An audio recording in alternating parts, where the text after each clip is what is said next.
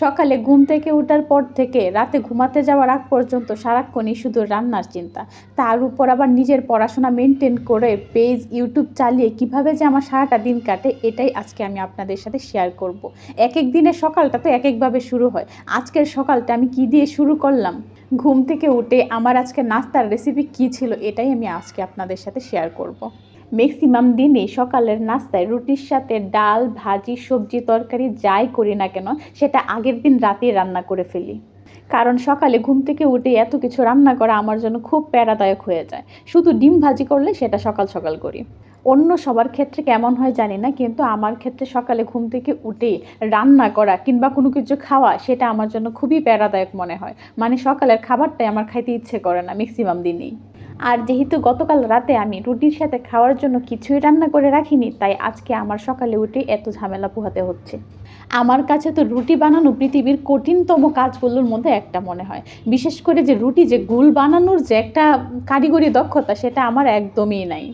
অবশ্যই এটা নিয়ে আমার কোনোই আফসোস নাই, কারণ আমি তো নতুন রাঁধুনি। আশা করি কয়েক বছর পরে আমি একদম পারফেক্ট গোল রুটি বানাইতে পারবো।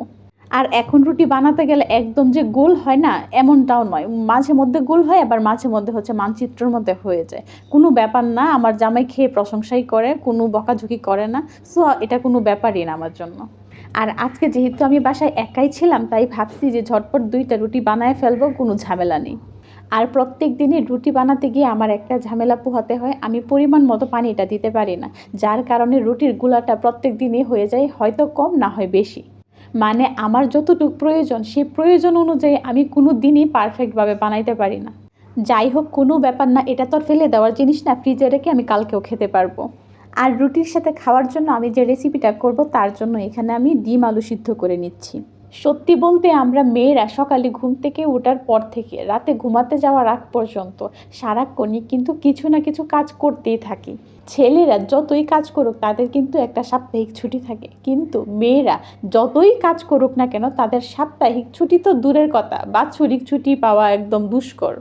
মেয়েরা যদি অসুস্থতা বশত একদিন শুয়ে রেস্ট নেয় বা আরাম করে, তখন পুরুষেরা বলে সারাদিন কি আর এমন কাজ করো, সারাদিন তো শুয়ে বসেই কাটাও, খাও, ঘুমাও আর রান্না করো। এটা কি কোনো কাজ হলো? মানে রান্নাটা যে একটা কাজের আওতায় পড়ে, এটা অনেক পুরুষেরা মনেই করে না।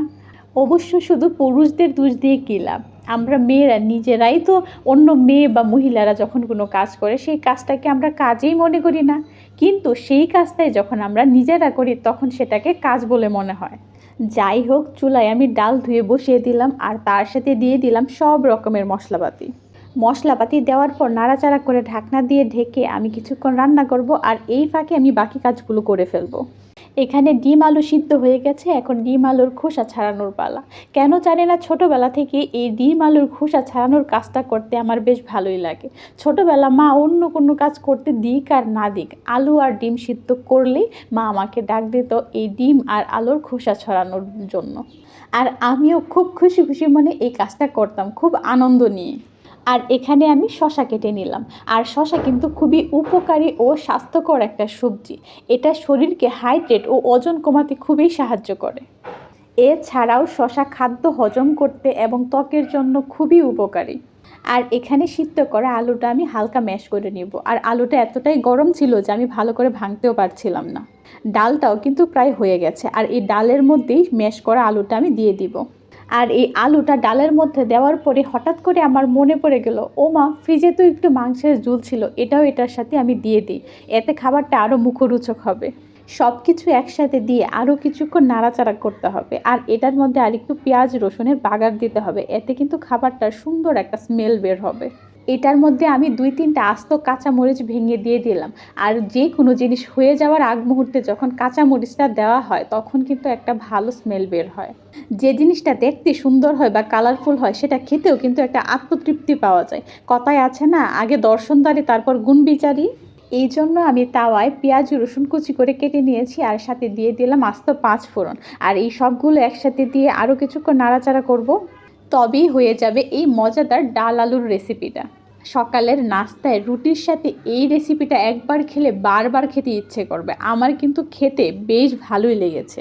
আর যারা কিনা সকালের নাস্তায় রুটির সাথে শুকনো কোনো খাবার পছন্দ করেন না, মানে ভাজি টাইপের কোনো জিনিস, তারা কিন্তু এই ডালের সাথে আলুর রেসিপিটা একবার হলেও ট্রাই করবেন। ট্যানটানা, আমার সকালের নাস্তা রেডি। যদিও এটা একটা 5 মিনিটের ভিডিও, কিন্তু এটা আমার রান্না করতে মানে বিহাইন্ড দ্য সিন আমার অনেক সময় লাগছে।